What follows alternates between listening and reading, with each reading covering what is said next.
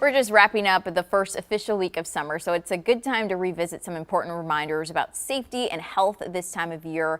So we have that advice from our expert, Dr. Abigail Miller. Thank you for being back in the studio. We love when you're here. Yeah, thank you for having me back. Yes, we have to start talking about the sun and the heat. We were just talking about how last weekend it was so hot outside.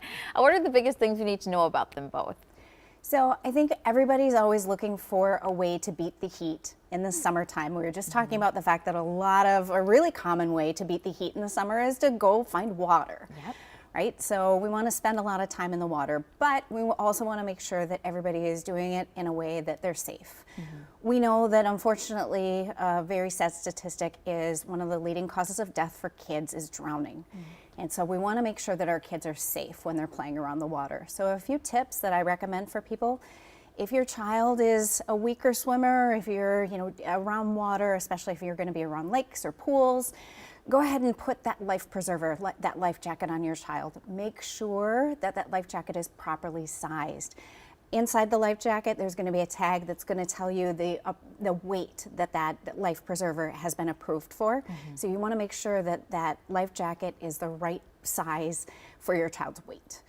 Another thing that we know that helps save lives: swimming lessons. Really important for swimming lessons for all kids. We can start young with swimming lessons to get kids more comfortable around the water. We know that formal swimming lessons will reduce a child's risk of drowning by 88%.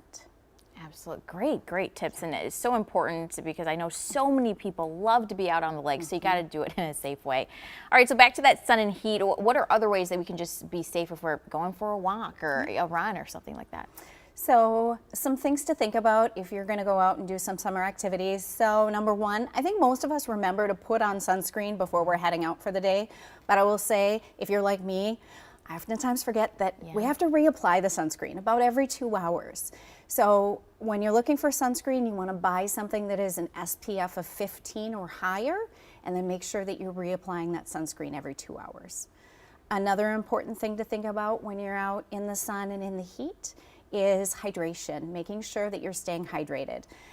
It can easily sort of sneak up on us, that level of dehydration. Sometimes we'll feel a little sluggish, might get a little headachy. Those are some early signs that you might be getting dehydrated. So making sure that you're drinking water and staying ahead of it. I tell people a really great rule of thumb is about 4 gulps of water for every 15 minutes that you're out in the sun and in the heat. That equates to about 16 ounces of water every hour. Yes, get a water bottle if you can. I know a lot of families watch. I mean, I know some of these rules for being in the sun and the heat can be different if you have infants or children too, right? Yes, so you're absolutely right. Thinking about our infants, so we know that infants can't regulate their body temperature like older children or like adults can.